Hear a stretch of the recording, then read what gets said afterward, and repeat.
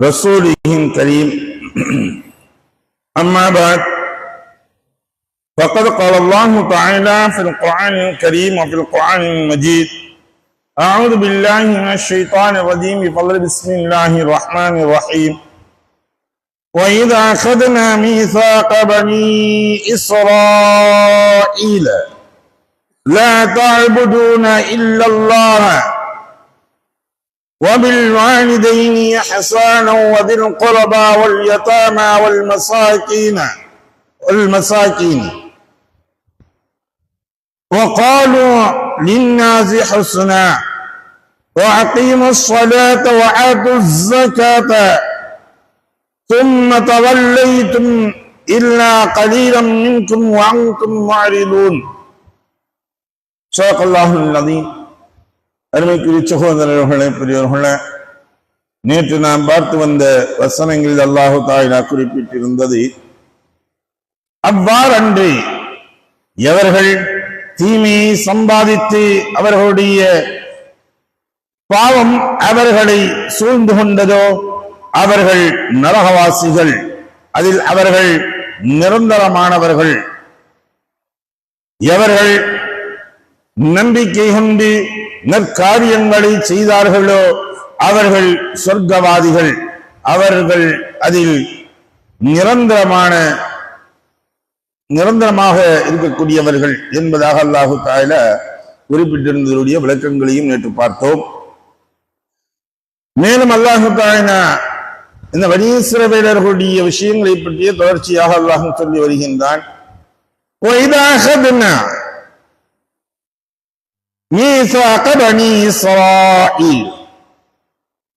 இஸ்ரவேலர்களுடைய சந்ததியிடத்தில் நாம் உறுதிமொழி வாங்கியதை நினைவு கூறுங்கள்.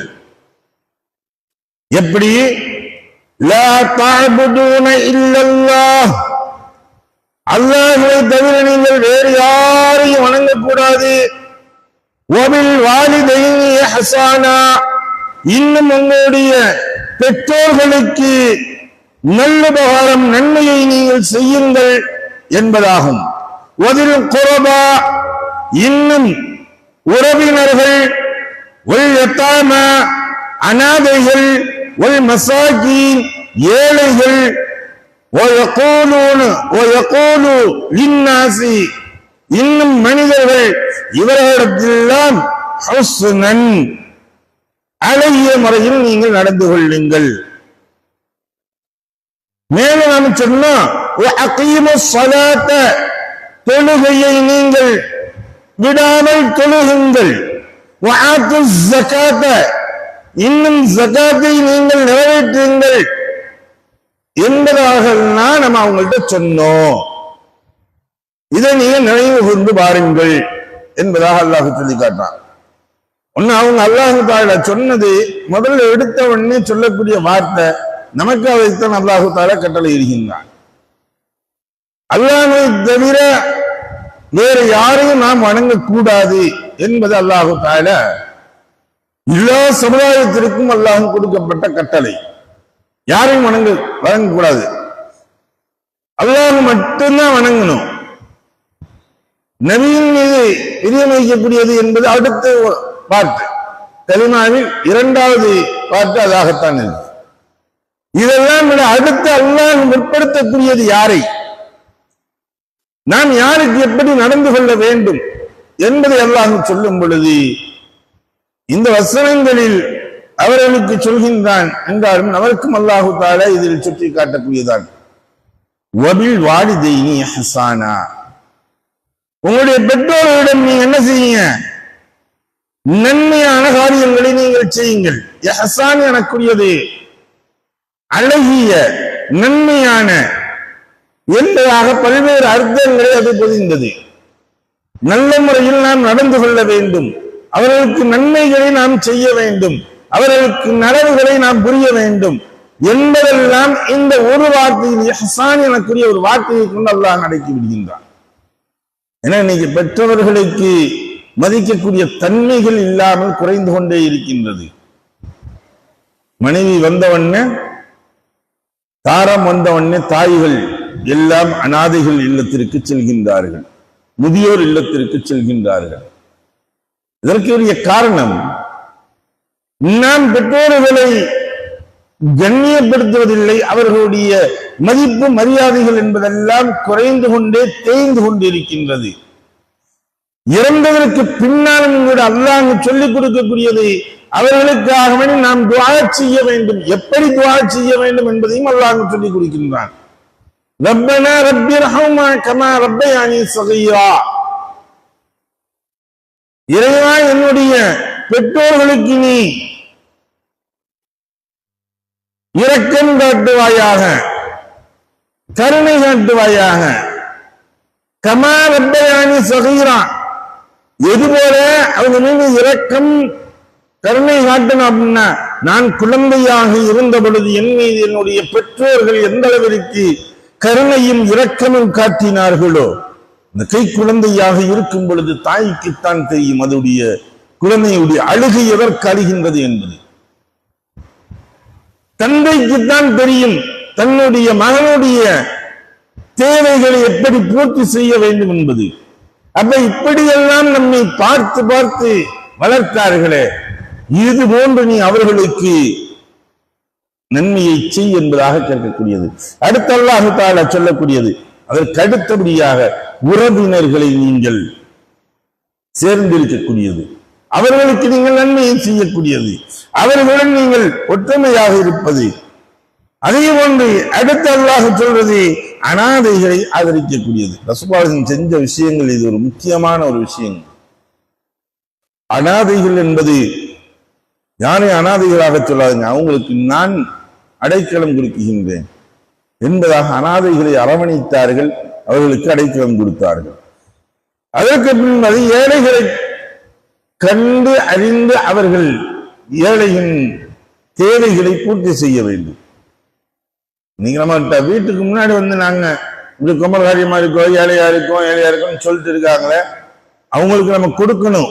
உங்களுடைய வீடு தேடி குதிரையில் ஒரு மனிதன் உங்களுடைய வீடு தேடி வந்தாலும் நீங்கள் அவர்களை என்ன செய்யாதீங்க, விரட்டி விடாதீங்க, அவங்கள நிராசையாக்காதீங்க. ஏதோ உங்களால முடிந்ததை நீங்க கொடுத்து அனுப்பிச்சு விடுங்க, அது நம்ம வேணான்னு சொல்ல.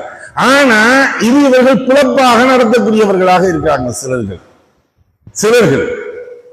இது இவர்களுக்கு பிறப்பு. இப்படியே போய் பாத்தீங்கன்னா, உண்மையில அவங்க ஊர்ல போய் பார்த்தோம்னா அவர் தான் கோடீஸ்வரனா இருப்பான்.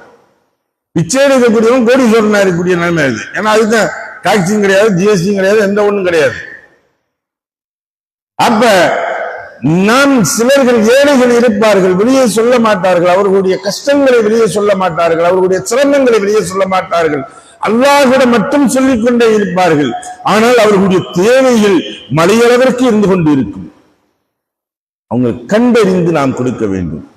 நம்ம அண்டை வீட்டில் இருக்கலாம், பக்கத்து வீட்டில் இருக்கலாம், நம்ம தெருவுக்களில் இருக்கலாம், யாரும் நம்ம அவங்களை கண்டறிந்து கொடுக்கக்கூடியது.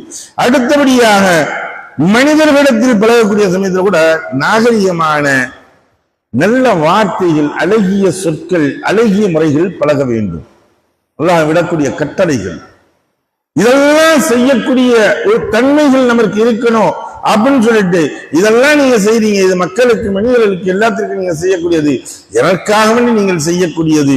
இரண்டு விஷயங்களை அல்லாஹ் குறிப்பிட்டு காட்டுகின்றான். என்ன? நீங்க தொழுகையை நிலைநாட்டணும், தொழுகையை நீங்கள் தொடர்ந்து தொழக்கூடியது, ஜக்காத்தை கொடுக்கக்கூடியது. அழகிய கடனாக எனக்கு நீங்கள் கடன் கொடுங்க அல்லாஹ் கேட்கிறான்.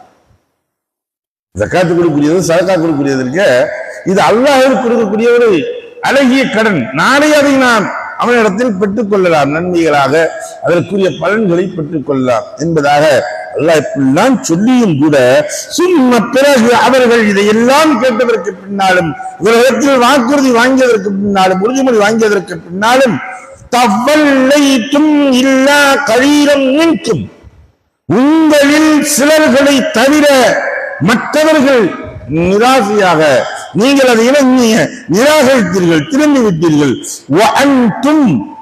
நீங்களோ புறக்கணிக்கக்கூடியவர்களாக இருந்தீர்கள். அதை கேட்டு கேட்காம இன்னைக்கு நம்மள சில இருக்கோம்ல, தெரியும் தொழுணுங்க, நான் எனக்கு ஆசையா இருக்குன்னு தொழுணும், எல்லாம் தொழுன்னு இருக்கேன், ஆனா முடியல. அவங்களுக்கு ஒரு எண்ணம் இருக்கும், செய்யணும் கூடிய ஒரு எண்ணம் இருக்கும். ஆனால் ஏதோ ஒரு சூழ்நிலையின் காரணமாக அவர்களுக்கு அது தடையாக இருக்கும். ஆனா சில ஆமா தொழுது எண்ணத்தை கண்டோம் தொழுதுக்குறவங்க, இது புறக்கணிக்கக்கூடியது, நிராசையாக அவர்கள் திரும்பிவிடக்கூடியது. இந்த புறக்கணிப்பில் திரும்பதன் மூலியமாக அவர்கள் செய்து விட்டார்கள் என்பதாக அல்லாஹு தஆலா அவர்களை சுட்டி காட்டுகின்றான். எதை படித்தோமோ எதை கேட்டோமோ அதை விளங்கி நடக்கக்கூடிய நன்மக்களாக உள்ளவங்களாக நம்ம ஆக்கி அருள்வானாக. வாஹிர் தாவனா அல்ஹம்துலில்லாஹி ரப்பில் ஆலமீன். சுப்ஹானல்லாஹி வபிஹம்திஹி சுப்ஹானக்கல்லாஹும்ம வபிஹம்திக வனஷ்ஹது அல்லா இலாஹா இல்லா அன்த வனஸ்தக்ஃபிருக வனதுபு இலைக். ஆமீன். சுப்ஹான ரப்பிக ரப்பில் இஸ்ஸத்தி அம்மா யசிஃபூன் வஸ்ஸலாமுன் அலல் முர்ஸலீன் வல்ஹம்துலில்லாஹி ரப்பில் ஆலமீன்.